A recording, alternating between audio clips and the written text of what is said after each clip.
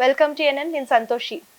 శివశంకర్ వరప్రసాద్గా తన జీవితాన్ని ప్రారంభించి ఎన్నో అవరోధాలను అధిగమించి ఎవరెస్ట్ శిఖరమంతా పేరు ప్రఖ్యాతలను సంపాదించిన మన అన్నయ్య మెగాస్టార్ చిరంజీవి గారి పుట్టినరోజు సందర్భంగా ప్రొడ్యూసర్ నటికుమార్ దగ్గర ఉన్నాము. మెగాస్టార్ చిరంజీవి గురించి ఆయన మాటల్లోనే తెలుసుకుందాం. నమస్తే సార్. సార్ చెప్పండి సార్, శివశంకర్ వరప్రసాద్ నుంచి ఆయన మెగాస్టార్గా ఎలా ఎదిగారు? దీని గురించి మీ మాటల్లో చెప్పండి. కష్టాన్ని నమ్ముకున్నాడు. ఆయన కష్టపడితేనే డబ్బు వస్తుంది అనుకున్నాడు. ఆయన యాక్టింగు ప్రజలకు ఎలా మెప్పించాలి, ఒప్పించాలి, ఒక మాస్ హీరోగా ఎలా ఒప్పించాలి, ఒక బ్రేక్ డ్యాన్స్ ఎలా చేయాలి, ఒక తల్లి, ఒక విజేత అంటే ఒక స్వయం కృషి, ఒక ఆపద్ బంధువుడు, ఒక రుద్ర వీణ, అలాగే ఒక రవిడి అల్లుడు, ఒక ఖైదీ, అంటే అలా డిఫరెంట్ క్యారెక్టర్స్తో సినిమాల్ని ఆయన ప్రజల్ని మెప్పించాడు, ఒప్పించాడు. అగ్ర నటుల దగ్గర నుంచి ఒక చిన్న హీరో దాకా శివశంకర్ వరప్రసాద్ అగ్ర నటుల దాకా వెళ్ళి అగ్ర నటులకే షేక్ చేసే స్టేజ్కి వచ్చి ఈరోజు ఇండస్ట్రీకే బాస్గా, అందరికీ అన్నయ్యగా, పెద్ద అన్నయ్యగా, మెగా ఫ్యామిలీలో 10 మంది ఆ ఇంటి వైపు చూసి ఆకలి అంటే అన్నయ్య ఉన్నాడు, ఆపద అంటే అన్నయ్య ఉన్నాడు, కష్టం అంటే అన్నయ్య ఉన్నాడు, అదే ఆయనే బాస్ అని ప్రతీది కూడా ఆయనకి ఎదుక్కుంటూ వచ్చాయి తప్ప పదవులు కూడా ఆయన ఏ రోజు కూడా ఇది నాకు కావాలని అడగలే. ఆయనే మెగాస్టార్ చిరంజీవి గారు. అంటే నేను పొగట్లేదు అయింది, ఇది నిజ జీవితంలో చెప్తున్నా. ఆయన ఎలాగొచ్చాడు. కొణిదెల వెంకట్రావు గారు అంజనమ్మ గారి పుత్రుడు, అంజనీ పుత్రుడు, ప్రథమ పుత్రుడు, అంటే పెద్దవాడు. ఆయన రావటానికి, ఫ్యామిలీని తీసుకురావటానికి, ఈరోజు మెగా ఫ్యామిలీ అని చెప్పటానికి, ఈరోజు పవన్ కళ్యాణ్ గారు వచ్చినా, నాగబాబు గారు వచ్చినా, ఇటు రామచంద్ర, ఎంతమంది హీరోలు వచ్చినా అందరికీ ఒకే బాస్ చిరంజీవి గారు. ఎందుకంటే ఆయన ముళ్ళలో నుంచి వచ్చి ఆయన రక్తం కారుతున్న ఆ ముళ్ళు తీసుకొని అక్కడ తార్ రోడ్ వేసాడు. ఫ్యామిలీ అందరికీ వేసి ఆయన ఒక్కడే నించున్నాడు. అంటే ఈరోజు అందుకే ఆయన అజాత శత్రువు. ఎవరు ఆయనకి శత్రువులు ఉండరు, అందరూ మిత్రులే. శత్రువు అనుకొని వచ్చిన వాడు కూడా మిత్రుడే. ఎందుకంటే ఆయన ఏమంటాడంటే 10 మందిలో బాగుండాలి, ఆ 10 మందిలో నేను ఉండాలి, సినిమాలన్నీ బాగుండాలి, ఆ సినిమాలో నా సినిమా ఉండాలి. అంటే ఆ మైండ్ ఎప్పుడైతే వచ్చిందో, ఆపత అంటే ఆదుకుందాం, మనకు వచ్చిన సంపాదనలో ఒక 35 to 40% మనం మనకి ఇస్తున్నది ప్రజలకే మనం ఇద్దాం. ఏదో రూపాన, ఆరోగ్య రూపానో, ఫుడ్ రూపానో, ఇంకో రూపానో, హెల్త్ రూపానో, ఏదో రూపాన డొనేషన్ రూపంలో ఇద్దామని ఆయన ఆలోచన ఉంది. ఆలోచన చాలా గొప్పది. బ్లడ్ బ్యాంక్ ఉంది, చాలా గొప్పది. మీకు హెల్త్కి, ఆయన ఆపరేషన్లకు, వాటికి, హెల్త్కి, చాలామందికి అన్నదానం, చాలామందికి లేని వాళ్ళకి ఇన్సూరెన్స్లో, లేని వాళ్ళకి బిల్స్ పేమెంట్ చేయడం, అవన్నీ అంటే చాలామందికి కొన్ని తెలియవు. ఎంతోమందికి ఆకలంటే, ఆపతంటే ఆదుకున్న వ్యక్తి ఆయన.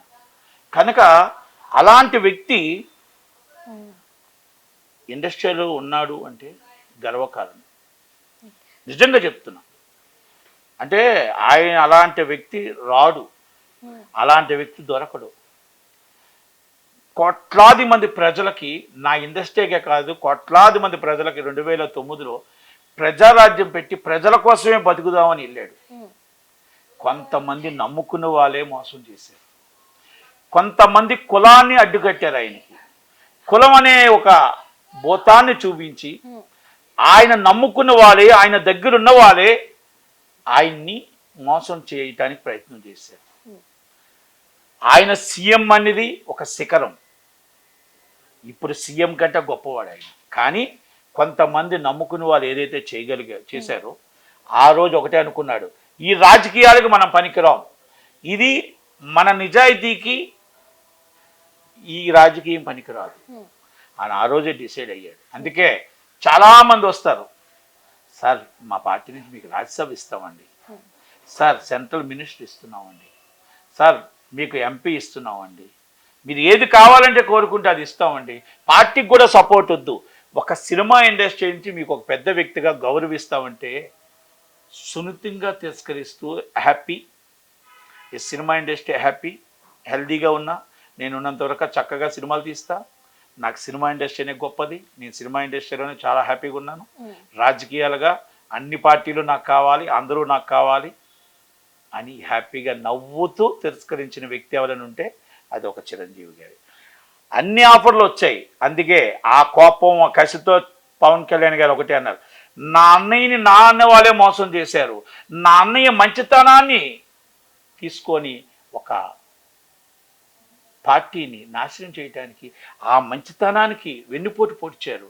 కనుక ఏ ప్రజల దగ్గరికి అయితే మా అన్నయ్య వెళ్ళాడో, ఏ ప్రజలైతే కోట్లాది మంది ఆరాధించారో, అది ఓటు రూపంగా మలచకుండా మమ్మల్ని వెన్నుపోటు పొడిచారో ఆ ప్రజల దగ్గరికి నేను వెళ్తున్నానని చెప్పి 10 సంవత్సరాలు ప్రజలతోనే ఉండి ఆలోచనతో, ఒక ఆలోచన పడుగా ఆయన ఆలోచించి నన్ను సీఎం అని మళ్ళా నన్ను బోల్తా కొడతారని మళ్ళా కూటమితో కలిసి కూటమికి హెల్ప్ ఇచ్చి కూటమిని నిలబెట్టి ఆయన నిలబడి బీజేపీకి నమ్మకస్తుడుగా, నరేంద్ర మోడీకి నమ్మకస్తుడుగా, కొన్నిదల పవన్ కళ్యాణ్ గారు బీజేపీ అంటే పవన్ కళ్యాణ్ గారు అంటే బీజేపీకి ఉండి ఈరోజు డిప్యూటీ సీఎంగా ఎదిగాడు అంటే అన్నయ్యకి జరిగిన అన్యాయానికే. కనుక ఆయన జీవితంలో, ఆయన లైఫ్లో ప్రతీదీ ఎదుక్కుంటూ వచ్చాడు, ప్రతీదీ ఆయనకు అన్నీ జయాలే. ఇది కూడా రాజకీయం కూడా ఒక జయమే. కానీ అంటే ఆ రాజకీయాల్లోకి వెళ్ళి ఉంటే చిరంజీవి గారు మాకు అందరికీ దొరకకపోనేమో, కానీ మా అదృష్టం కొలదా రాజకీయాల్లో నుంచి విరమించుకొని వచ్చాడు కాబట్టి మాకందరికీ మళ్ళా మెగాస్టార్ అన్నయ్య అయ్యాడు. కానీ ఆయన జీవితంలో అది ఒక్కటి తప్ప అన్నీ మంచి సిగ్నలే. అంటే ఆ ఎదుగుదల నుంచి ఆ తల్లిదండ్రులు మరి బంగారం లాంటి 3 కొడుకులను కన్నారు. దాంట్లో చిరంజీవి గారు ఈరోజు మొత్తం అందరికీ తండ్రి అయ్యాడు, అందరికీ అన్నయ్య అయ్యాడు. ఈరోజు కోట్లాది మందికి అభిమానులకి అన్నయ్యగా పిలుచుకుంటూ ఆయన బర్త్డే ఎప్పుడు కూడా చాలా గొప్పగా కోట్లాది మంది చేసుకుంటారు. కోట్లాది మంది ప్రజలు ఆయన బర్త్డేని చాలా గొప్పగా చేసుకుంటారు. అందుకే చెప్పాను, ఆయన అజాత శత్రువు, ఎవ్వరికి కూడా శత్రువు అని అన్నోళ్ళు ఆయనకు ఉండరు. ఎదుటి వాళ్ళు కూడా బాగుండాలని కోరుకుంటాడు, వాళ్ళ కుటుంబం బాగుండాలని కోరుకుంటాడు, వాళ్ళు బాగుండాలని కోరుకుంటాడు. అందుకే వాళ్ళ ఫ్యామిలీకి ఎప్పుడు నూరేళ్ళు అందరు ప్రజల ఆశీస్సులు, కోట్లాది మంది ఆశీస్సులు, ఆ దేవుడి ఆశీస్సులు ఎప్పుడు ఆయనకు ఉంటాయి. కనుక ఈయన బర్త్డే కూడా హ్యాపీగా చేసుకుంటూ నూరేళ్ళు ఉండాలని అభిమానులు అందరి తరపు నుంచి, మీ ఛానల్ తరపు నుంచి చిరంజీవి గారికి advance happy birthday to you చెప్తూ, ఎల్లప్పుడూ 10 మందికి హెల్ప్ చేస్తూ ఉన్న మా చిరంజీవి గారి అన్నయ్యకి బర్త్డే శుభాకాంక్షలు తెలియజేస్తూ ఇట్లు మీ నటుకున్నాం. సార్, మీరన్నట్టే సినిమా ఇండస్ట్రీకి అంత సపోర్ట్గా ఉన్న చిరంజీవి గారి సినిమా అంటే మెగా సినిమా అనేటప్పటికీ ఏదో ఒకటి రాద్ధాంతరం, ఏదో ఒకటి జరుగుతూనే ఉంటుంది. ఎందుకని మరి ఇట్లా జరుగుతుంది? మంచివాడికే శత్రువులు ఉంటారు, ఆజాత శత్రువుకే శత్రువులు ఉంటారు. ఎదుటివాడిని ఏం అనట్లేదు కదా, ఎదుటివాడు ఎన్నన్నా మనల్ని ఏం అనట్లేదు కదా, ఆయన చిరంజీవి గారు మనం ఏమన్నా కూడా సోషల్ మీడియా ఏం మాట్లాడినా మాకు ఎదురు మాట్లాడే కదా అంటే అది తప్పు. ఆయన ఎదుటివాడిని కించపరచడం ఆయనకి ఇష్టం ఉండదు, ఎదుటివాడిని మనం మాట్లాడడం ఆయనకి ఇష్టం ఉండదు. మాట్లాడే వాళ్ళ విజ్ఞతకే వదిలేస్తున్నాను అంటాడు ఆయన. ఎప్పుడు కూడా ఎదుటి వాళ్ళకి ఆయన్ని కించపరిచినా, అందరిని కించపరిచినా అభిమానులకు ఆయన ఏం చెప్తాడంటే, మీరు పొరపాటున నాకు చెడ్డ పేరు వచ్చే పని చెయ్యొద్దు, మంచి పేరు వచ్చేటట్టే చెయ్యండి. ఏదైనా 10 మందికి దానం చేయండి, 10 మందికి మంచి చేయండి, 10 మందికి కాపాడటానికి ప్రయత్నం చేయండి. చిరంజీవి బ్లడ్ బ్యాంక్ ద్వారా ఇంకో ద్వారా చేయండి తప్ప మనకి చెడ్డ పేరు వచ్చే పని కానీ, అసభ్యకర మాటలు కానీ, మహిళలను కించపరచడం కానీ, ఇంకొకళ్ళ కానీ ఎదుటి వాళ్ళు మనల్ని అన్నా కూడా మీరు మాత్రం దయచేసి మీరు అవతల వాళ్ళని మీరేమనొద్దు అన్నది ఆయన భావన. కానీ చాలామంది అది చులకనగా తీసుకొని ట్రోల్స్ చేస్తూ ఏది చెప్పినా బాస్ అని చెప్పి వాళ్ళ ఇష్టం వచ్చిన చులకనగా చేస్తున్న వాళ్ళకి ఇప్పుడు మెగా టీం తయారైంది. ఆయన మంచివాడే, చాలా మంచివాడు, ఆయన సౌమ్యుడే. కానీ మేమంతా ఉండాలిగా సౌమ్యుడిగా. ఎదుటి వాళ్ళు ఆయన అమాయకత్వానికి ఆయన మంచివాడు కదా అని చెప్పి ఇష్టం వచ్చినట్టు మాట్లాడితే తాట తీస్తాం. ఏం తీస్తాం? తాట తీస్తాం. ఏం తీస్తాం? తాట తీసి కూర్చోబెడతాం. ఈసారి మెగా ఫ్యామిలీలో అందుకనే సుస్మిత కొణిదెల గారు అవ్వచ్చు, నిహారిక కొణిదెల గారు అవ్వచ్చు, మొత్తం టీం అంతా కూడా ఇప్పుడు గట్టిగానే మొత్తం టోటల్ మెగా రామచరణ్ గారు అవ్వచ్చు, మెగా ఫ్యామిలీ చిరంజీవి గారు అవ్వచ్చు. ఎందుకంటే మంచితనాన్ని ఆసరాగా తీసుకోకూడదు, ఒక మంచి హృదయాన్ని బాధ పెట్టకూడదు. మీరు ఇష్యూస్ బేస్డ్ ఏదైనా మాట్లాడండి, మీరు మాట్లాడుతూ ఉంటే దానికి తగ్గట్టు సమాధానం చెప్తాం. మీ సమాధానం వస్తే ఆ సమాధానం తగ్గట్టు మేము చెప్పగలుగుతాం, మాకు చేతనం అవుద్ది. ఆయన ఎందుకంటే హుందాతనంగా ఉండాలి అనేది ఎదుటివాడిని మనం ఆ విజ్ఞతకు వదిలేస్తామని అంటే దాన్ని మీరు ఆసరాగా తీసుకుంటే ఊరుకోవడానికి సిద్ధంగా లేవు. చిరంజీవి గారు ఆయన వద్దన్నా ఆయన ఓనర్ సైన్యం ఈసారి ఊరుకోదు, అందుకనే చాలా గట్టిగా ఉంటుంది. ఆయన ఓనర్ సైన్యం ఊరుకోదు, పవన్ కళ్యాణ్ గారు ఓనర్ సైన్యం ఊరుకోదు, మెగా ఫ్యామిలీ అభిమానులు ఊరుకోరు. అందుకనే ఈసారి చాలా గట్టిగానే ఉంటుంది.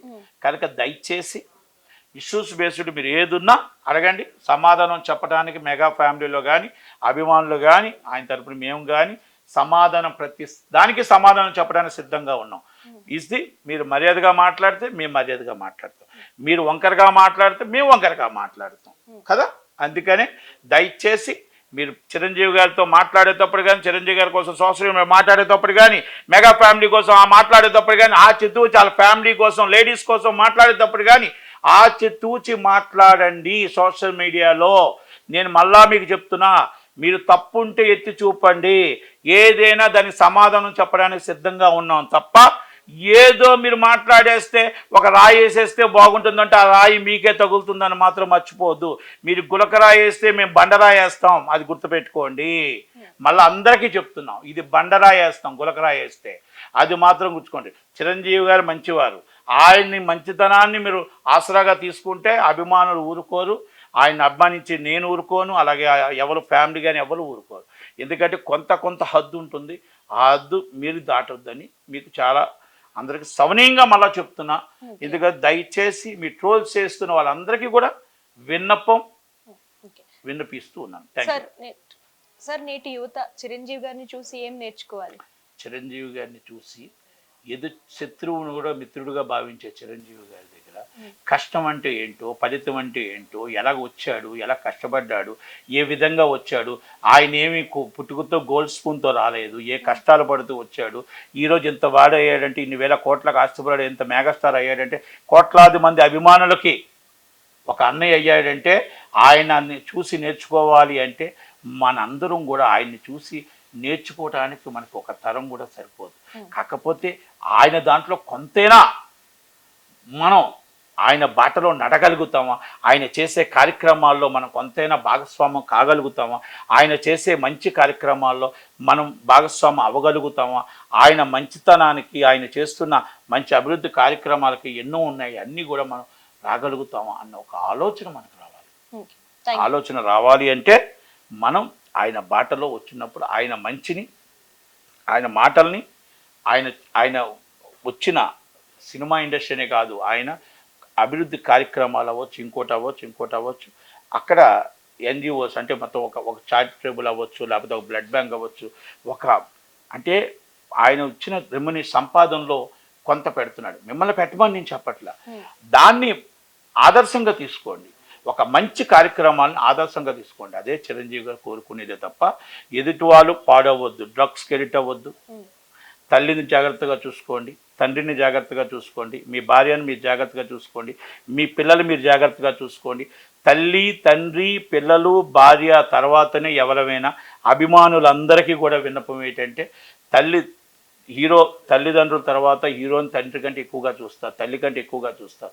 కనుక మీ ఫ్యామిలీని మీరు జాగ్రత్తగా చూసుకుంటూ వాళ్ళని ఇబ్బంది పెట్టకుండా, వాళ్ళ దగ్గర పలానా హీరో ద్వారా మాకు మా భర్త ఇలాగ ఇబ్బంది పెట్టాడు అనకుండా, దయచేసి ప్రతి ఒక్క అభిమాని కూడా చిరంజీవి గారి బాటలో మన ఫ్యామిలీని, మా అన్నయ్య చిరంజీవి అని అనుకుంటూ ఉండాలి తప్ప ఏ రోజు కూడా ఒక తప్పుడు సమాచారం, తప్పుడు పనులు కానీ, తల్లిని చక్కగా ప్రాణంగా చూసుకోండి, కూతుర్లు, పిల్లల్ని, భార్యని అందరిని చక్కగా చూసుకుంటూ అభిమానిగా నిలబడండి తప్ప మంచి కార్యక్రమం చేయండి.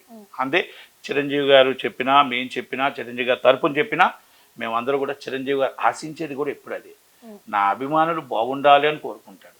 ఆయన్ని అభిమానించే వాళ్ళు మంచి పనులు చేయాలని కోరుకుంటాడు. ఆయన పేరు చెడగొట్టకూడదు అని కోరుకుంటాడు. డ్రగ్స్కి ఎడిట్ కాకూడదు అని కోరుకుంటాడు. ఇలాంటివి ఏవైనా చిన్న చిన్నవి ఉంటే అవేర్నెస్ చేయండి, మంచి కార్యక్రమాలకు ముందుకెళ్ళండి, లేని వాళ్ళకి అన్నం పెట్టండి, ఆరోగ్యం బాగోలేని వాళ్ళకి ఇమీడియట్లీ హెల్త్ కోసం హెల్ప్ చేయండి, కష్టాల్లో ఉన్న వాళ్ళని ఆదుకోండి. గవర్నమెంట్ కొన్ని ఏమైనా ఆపదలో ఉన్నప్పుడు కొన్ని సందర్భాల్లో ఏదైనా ఆపదలో ప్రజలు ఉండేటప్పుడు మనం అందరం కూడా ఒక సైన్యంగా వెళ్ళి వాళ్ళకి కాపాడటానికి ప్రయత్నం చేయండి. ఇది చిరంజీవి గారు చెప్పే మాటలు. కానీ మేము కూడా ఆయన తరపు నుంచి అలాగే ఉండాలి, ఆయనకి చెడ్డ పేరు రాకుండా, ఆయన దగ్గర నమ్ముకొని ఉన్నందుకు ఏ ఒక్క చెడ్డ పేరు రాకుండా చూడాలని మేము కూడా అలాగే ఉండాలని కోరుకుంటూ, అలాంటి వ్యక్తి దగ్గర అభిమానులుగా ఉండడం అనేది ఈనాడు నేను చేసుకున్న అదృష్టం. అన్నయ్య, again happy birthday to you. మీ మాట మీకు చెడ్డ పేరు రాకుండా నేనున్నంత వరకు మీతో పాటు ఉంటాను, మీతోనే ఉంటాను. Thank you sir. సో చూసారు కదా, చూస్తూనే ఉండండి ANN.